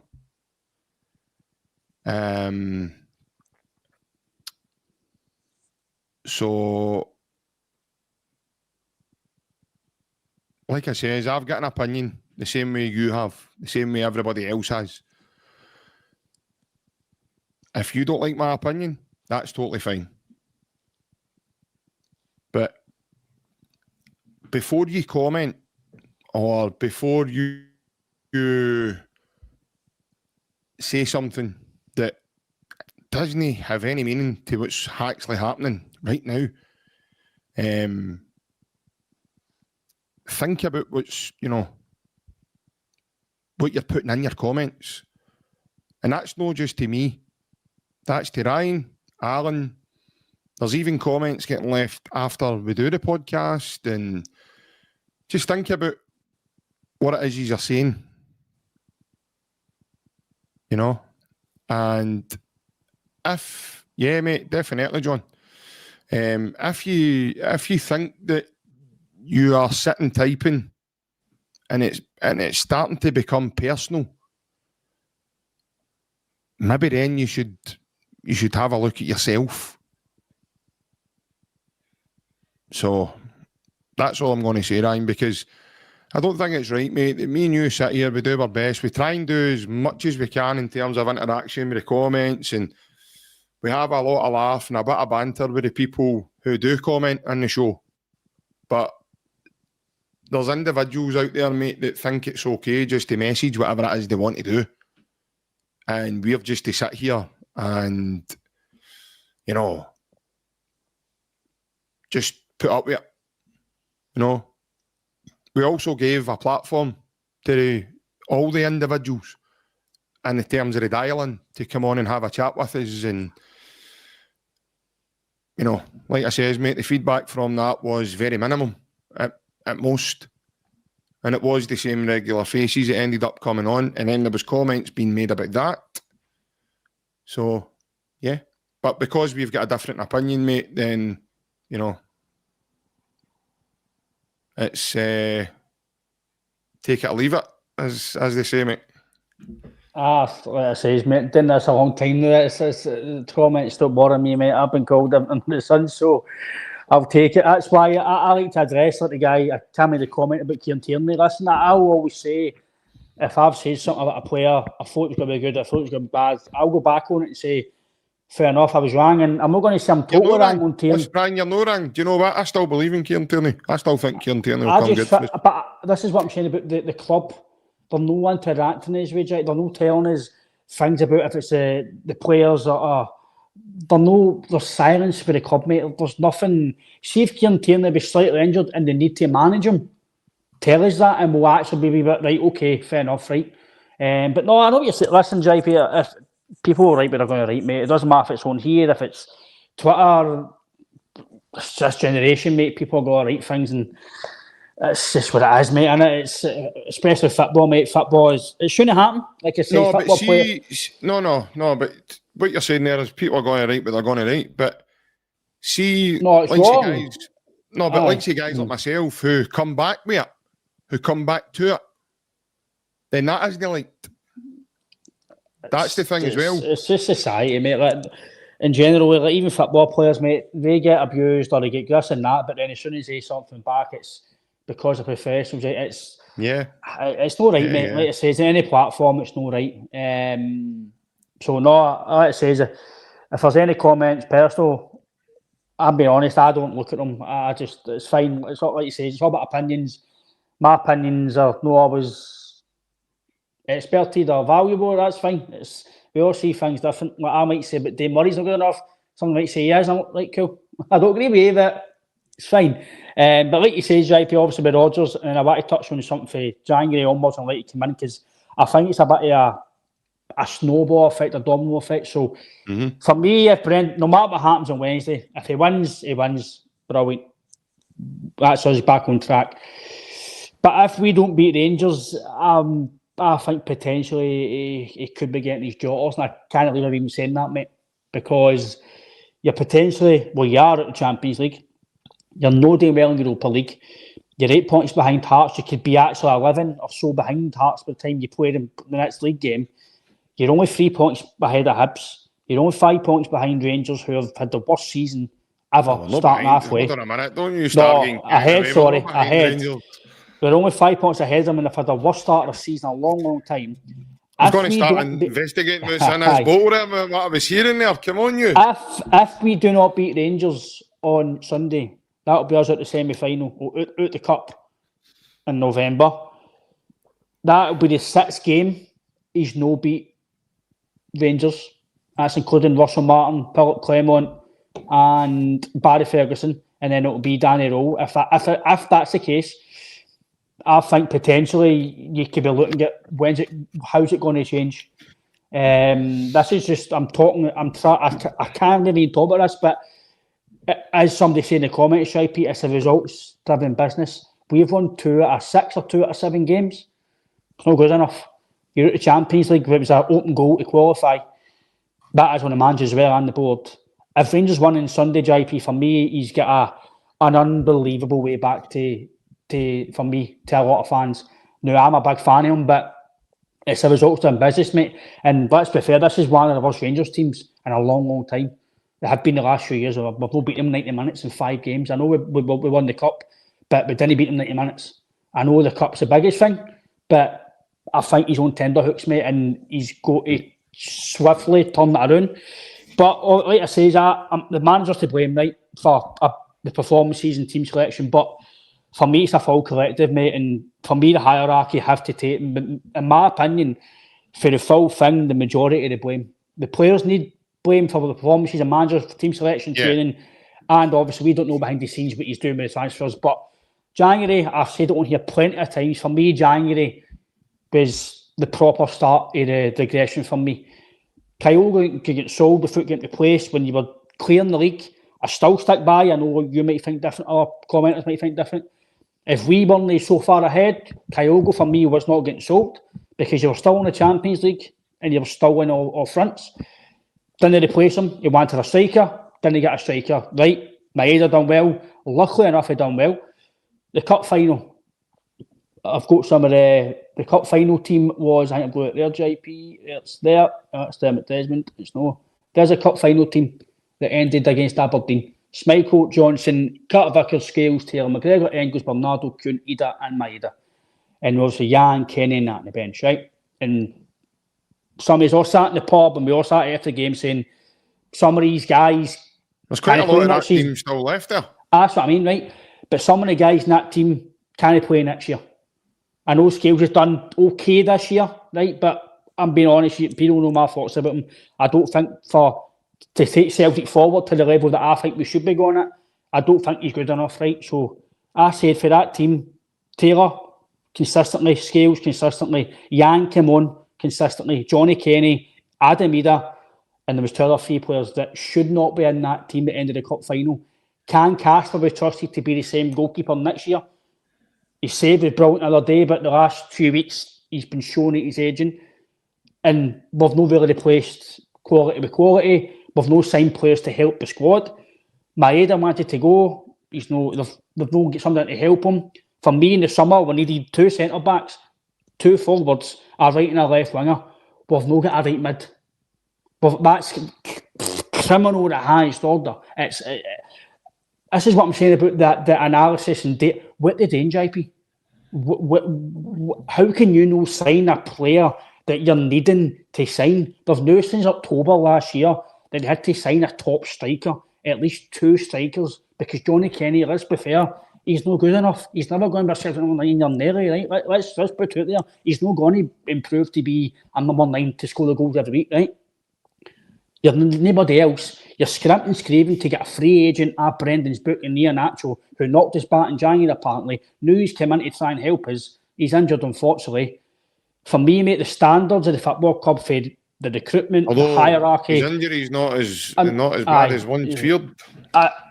For a club to bring in 30 odd million and have 70 million odd in the bank without the rest of it, and only spend £13 million this season. I know he's been back previously, but this is why I'm saying successful previously. To spend £13 million and give Celtic the best chance possible and the manager the best chance possible in all fronts. But Ryan, see that £13 million we've spent, mate, we should have been good enough to beat Kyrat. We should have been good enough to beat... No, I get that. Listen, I understand that. I understand that. Listen, you're right. Absolutely right. But I'm totally... I'm like... What I said yesterday, Chris Sutton's absolutely bang on, man. I can't believe Neil Lennon's sitting there agreeing with Chris Boyd. No, I love Neil Lennon, but Neil, you're not getting a job again here. You're not finished. You're not getting a job here again. Talk the truth. Stop talking like your pals on the board. Talk like a fan. Chris Sutton is a proper Celtic fan. He wants the best for the club. It all starts for the board downwards. The manager's got to do better. The players need to be better. The fans have seen this coming for months and months and months. The hierarchy have not done their job properly. The board not done their job properly. Brendan and the players are not doing that. But it all starts at source. If the summer window was good and the January window was good, we're not in this situation because you're fully prepared. The fans are only going to be asking for the board out as much as what they are. They're not going to ask for certain players not to play. It all starts for the source. There's players at this football club that are not good enough. They want to go on the bench 3-4 years ago. It's no good enough that the standard of players that we're accepting and bringing at the football club, it's no, as a business sense, it's not working out. It's all right saying we'll get this trading model, but you're not putting it on the park. Celtic is a football club to spend fair. Hibs have got a better front line than us with Martin Boyle and Kieran Bibby. Hearts have got a better front line than us. Why? No, here's it's only the last because bit. we've got injuries in it. But realistically, right? I'll let you back in here, mate. And then you can go talk a rant, but I've said here if you want. We've spent £2 million on Yamada, who we all know that Brendan Rodgers hasn't signed, right? He doesn't shop the Japanese market, right? I know Martin Boyle, Kieran Bibby, Kevin Nisbet, they're no good enough, especially for Celtic European-wise, to take Celtic to the next level. But why not spend the £2 million on Martin Boyle or Bibby or Nisbet for the Scottish game to come in and score your goals? They can do it in Scotland. But yet we'll spend £2 million on a guy in Japan that scored 6 goals in a year. Doesn't matter what he done last year or 3 years ago. 6. So who's looking at the analytics and going, I boy's a good player? For me, we should have scouted him for months and months. JP, the guys at the board, if it's the boardroom or the recruitment, whoever's dealing with these transfers, they need their jotters, mate, because it's no good enough. Me and you can go to an amateur game and within 5 minutes say that guy's a player. I'll come back and watch him again. What are they doing, mate? It stems from there and it all goes like that. And the full club, mate, in my opinion, is an absolute mess for tap to bottom now. Nobody's in sync. The fans, the players, the manager, the board, the manager coming out and gaslighting us. Mate, we understand, and this is information we've been given, we understand that Brendan Rodgers is signing off on the players. So if he's signing off on the players, I asked you earlier on tonight, is it Brendan Rodgers' reason why we've no right winger?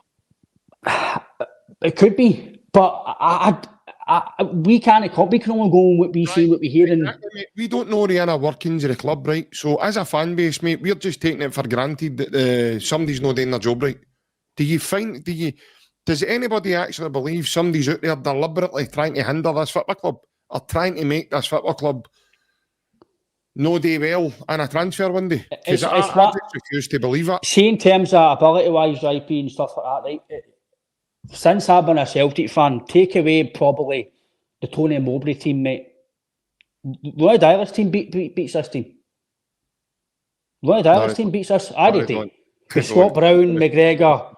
I did. Roy Dyler's team beat this team. Ambrose, not that. With Van Dijk at the back. Aye, well, Van Dijk was only going to get a short period of time. Ronnie Dyler's team beats this team, mate, on the way this Celtic team's playing the now, mate.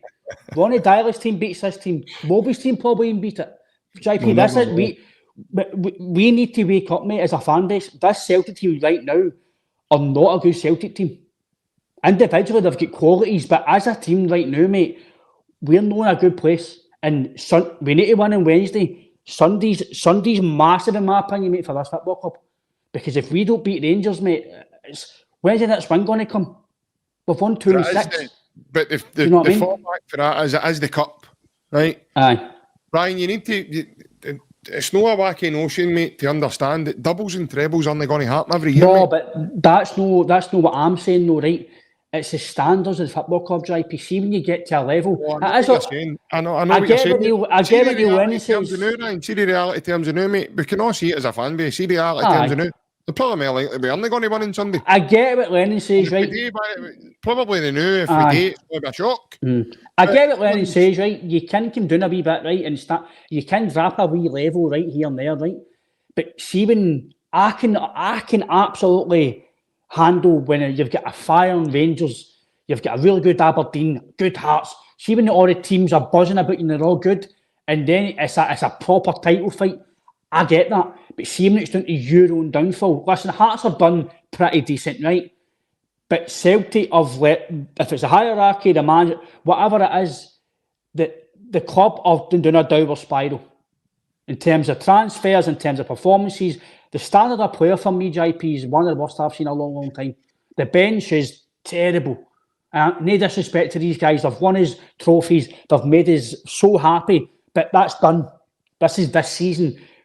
We're only a few points ahead of Hibs, ahead of Rangers. We're 8 behind Hearts. With the resources we have got, mate, I can handle being a point behind Hearts. 2 points behind Hearts. I've sat on this podcast for long enough now, mate, and I've said that there's going to be times, mate, where we're going to go through seasons like this.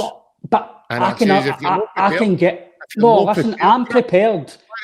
See in that season, seeing the season I'm talking about, Ryan, something's going to go wrong somewhere, mate. It's going to be somebody's fault. You can cope with it. See if you've... Like we says at the start of the summer, right? See Brendan got 30 million to spend, right?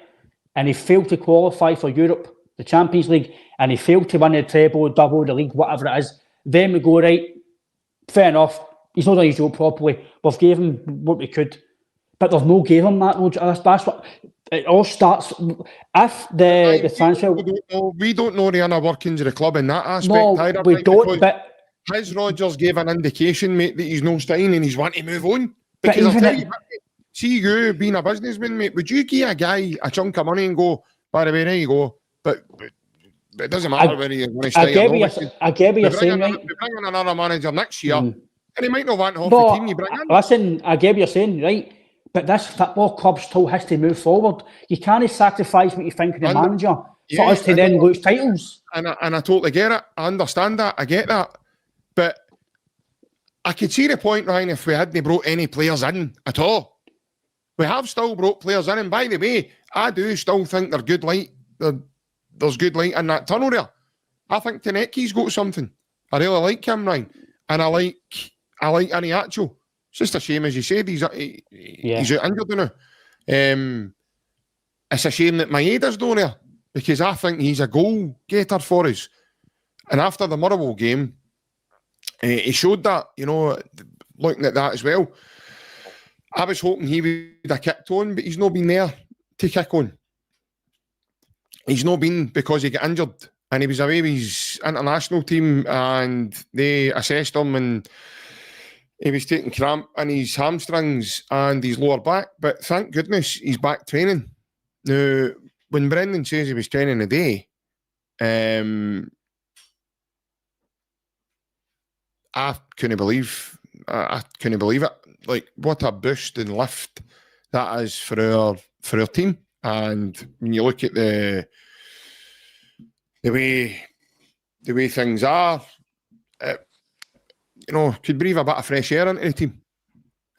Would it help us in the final third? Of course it would. That's where we're struggling, between midfield and the final third.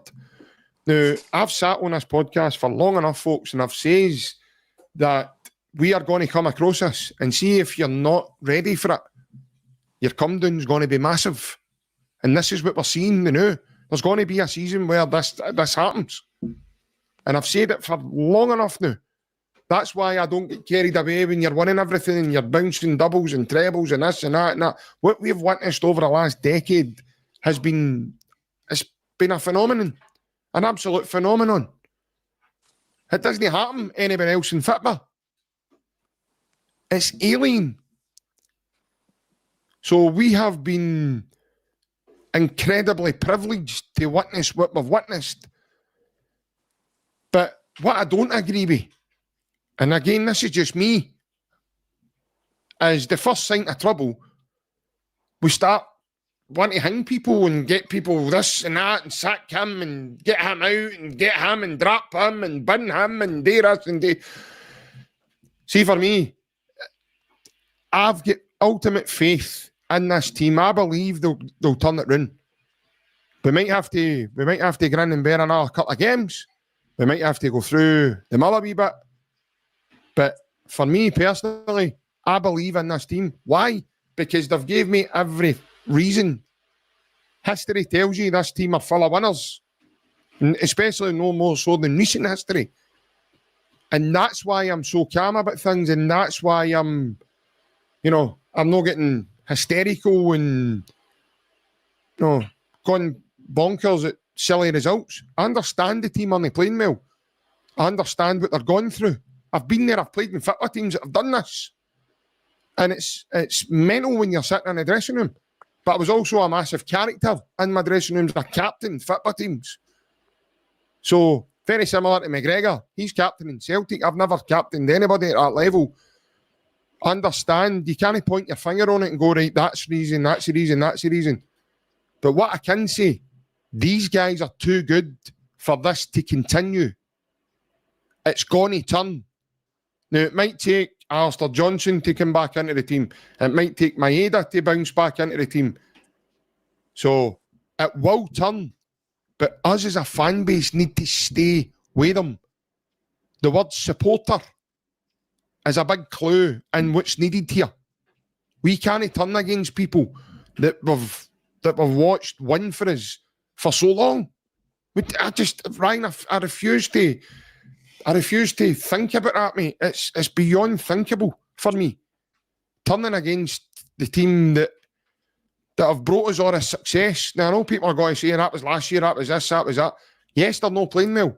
But like I've said to you before, see when your dad, your mum, or your granny, or see if somebody's going through a bad stage of their life, your wife, your husband, see if somebody's going through a bad point in your life, you don't want to bin them or replace them or get them out the door or this and that. No, you stick with them and you support them. And you give every bit of support that you can think of. This team are being turned on by the fan base. And it's getting toxic. It's becoming toxic. There's no shouts about the manager's heat. And Brendan needs to be sacked now. Honestly, Ryan, I've never heard the biggest load of nonsense in all my days, mate.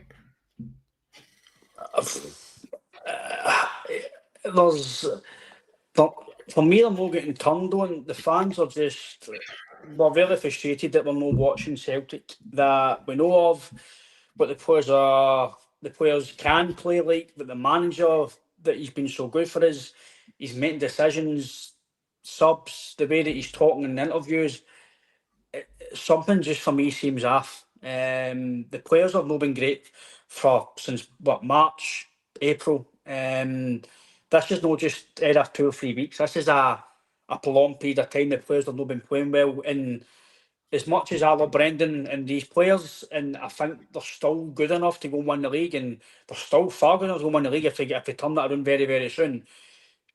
But they've no showed us in the last 4 or 5 months that they're going to turn that around. The performance have been terrible. And they need to start turning that around now. They need to have a No, good I get performance that. on Listen, Wednesday. I get that, Ryan. I get that, but I have, what I'm saying is I've got the belief that they will turn that around. I've still got the belief in due to the mentality and the winning mentality, but they need to start showing it, mate, and they need to start showing it on Wednesday, and they need to massively they need to show it on Sunday. Because against Rangers recently we've been bullied. We've been tactically outclassed with Barry Felson. I know they get lucky with not lucky, but we were unlucky with the fantastic goal with Agaman, where we could have turned out with a 2-week straw, but we need to start performing better, mate. And I'm like you, I the win's the most important thing.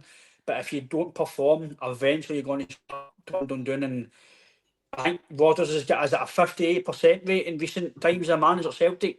It's no good, mate. 58% at any football club is not good enough, and that's sackable. That's sackable at any football club to be just below 60% win rate at a football club. That's sackable.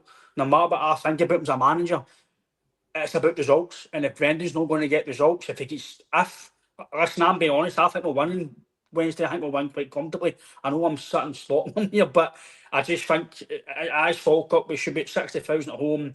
We should go win the game, right? Sunday, I'm more concerned about. We need to turn up. We need to be battled hardened.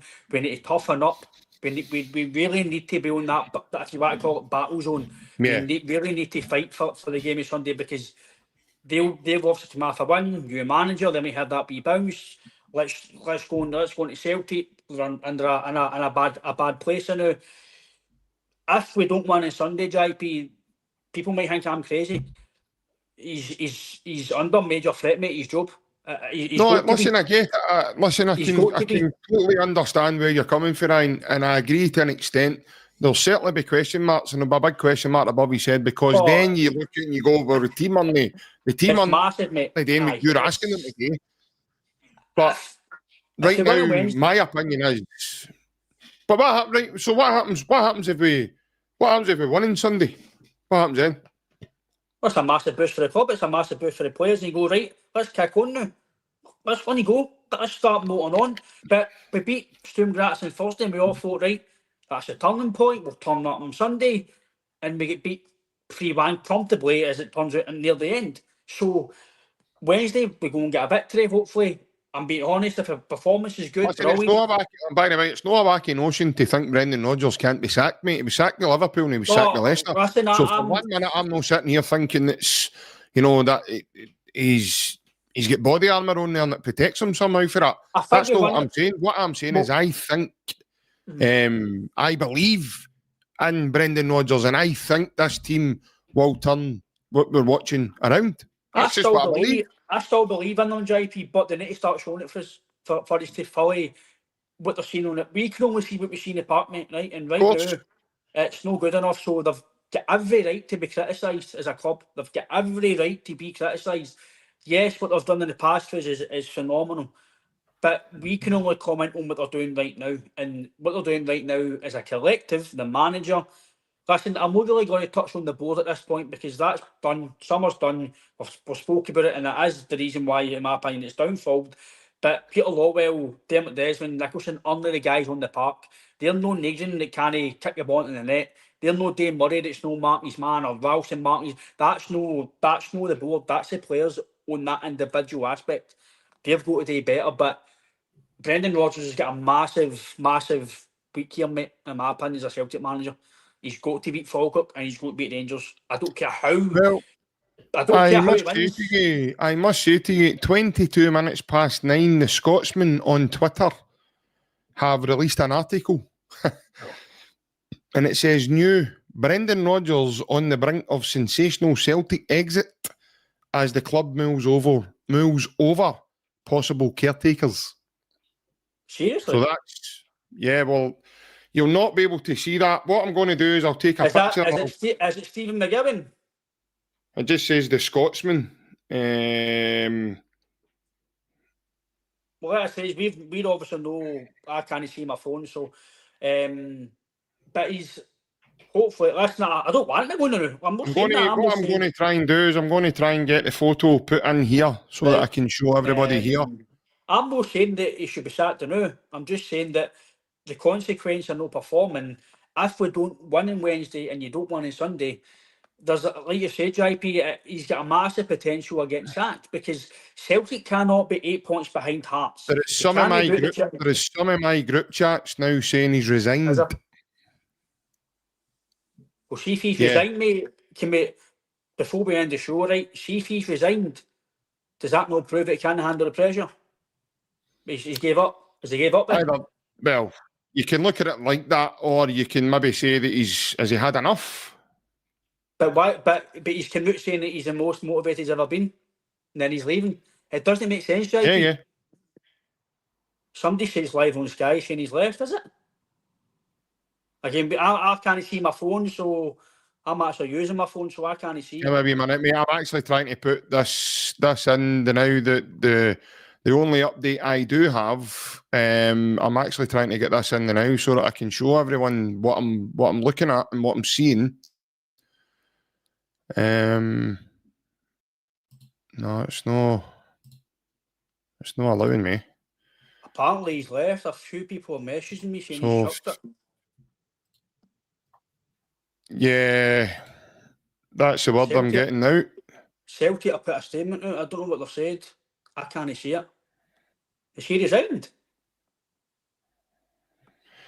Well, I don't know. Like I says, we're live, JP, so I don't want to come off the stream go on my phone, but somebody sent me a Celtic tweet with a Celtic badge. It's on Sky Sports. Apparently he's resigned. Yeah, he's left the football club. Celtic have put out a statement. Celtic Football Club can confirm that manager Brendan Rodgers has today tendered his resignation. It has been accepted by the club and Brendan will leave his role immediately with immediate effect. The club appreciates Brendan's contribution to Celtic during his two very successful periods at the club. Brendan leaves Celtic with their thanks for the role he has played during a period. Wow, man! Do you think he's been sacked and apparently resigned? I think that's the first time since we've been live. Do you want to end this and then go, Brendan sacked, a new podcast? No, I don't. But obviously, Brendan has now departed Celtic, and that's what that's. On this for 5 minutes before we go now. This is Jesus. I know we're saying about getting sacked, but I didn't think. I'm kind of. But let's debate this before we go, right? What do you think's happened? Do you think, I'll put this to you, right? For me, he's either thought, I can't do this anymore. The players are no for me. I can't handle the pressure. I can't get any more out of them. I need to go for myself. We don't know. We don't know the inner workings of the football club, right? I'm giving you two options here. Do you think he's this is where I go back to. This is where I go back to my point, right? This is where I go back to my point. I believe Brendan has showed some erratic behaviour for a period of months now. What about the 3 years? Yeah, I understand that. What happened, is it? I understand that. However, I do think there is a possibility. Again, we're just trying to comprehend this information. Jesus. As we get the headline to Brendan's been binned. Resigned. He's not been binned. He's not been binned. He's definitely resigned. It's no mutual. He's resigned. He's resigned. Yeah, he's tendered his resignation. That's what the club statement says. He's tendered his resignation. Wow. Need to do a bit of digging to see what's happened there, man. Well, I've just did. So the club have just put out another statement.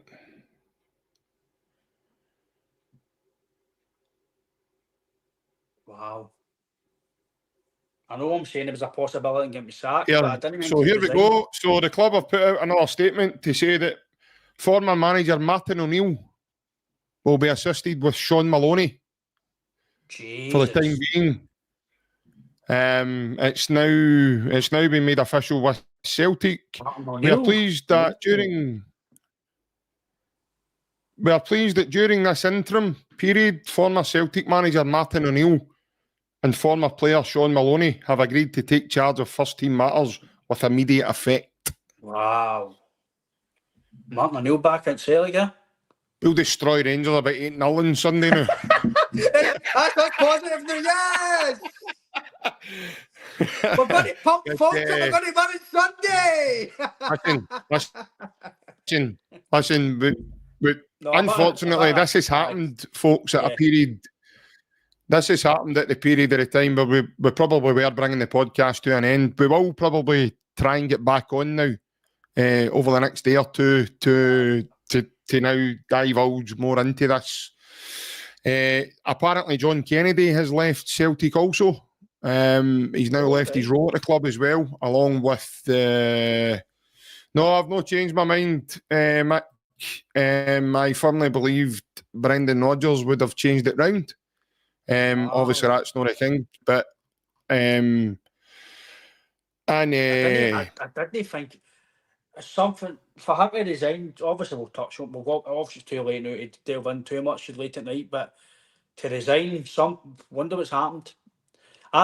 Something's obviously. I think what's happened is maybe there was heated words after the weekend. I don't know. Maybe something's happened with the players.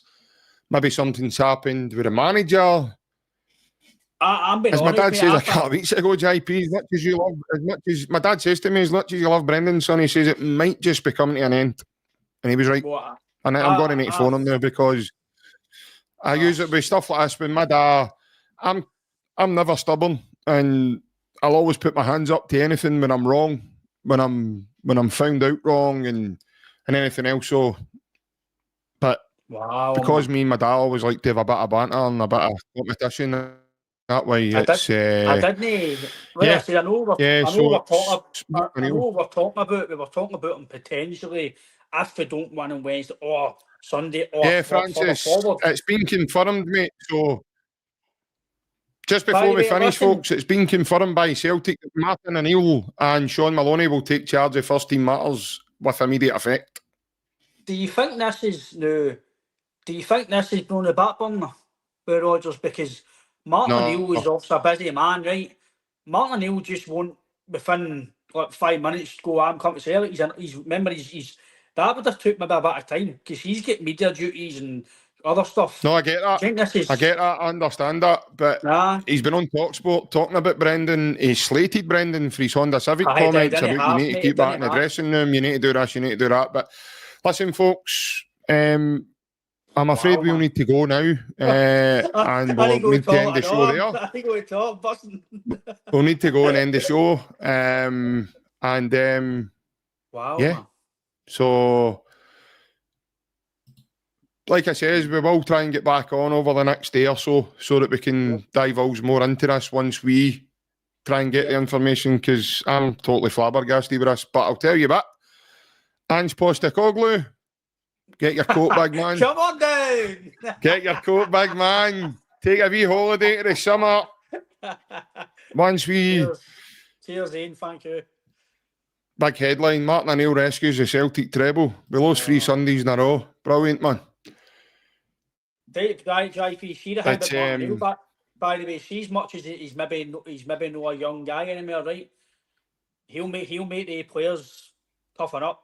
He's came from an era where some of the stuff that the players have been doing, mate, they won't be accepted. So, listen, I'm not saying Maloney's going to be the saviour of O'Neill, but listen, it could spark some of these players, make it help something. Who knows? It could be a good thing. We don't know, but it's just all over here, mate. So we need to try and digest it. We all need to wait and see. But for the time, we need to go, and we'll catch you all later, folks. So, for the time being, take care. Thanks for joining us tonight across the platforms. It's been emotional as it's ended up now, definitely. And We'll catch you all again on the next one, folks. Okay, take care. Hail, hail. Bye-bye. Bye-bye.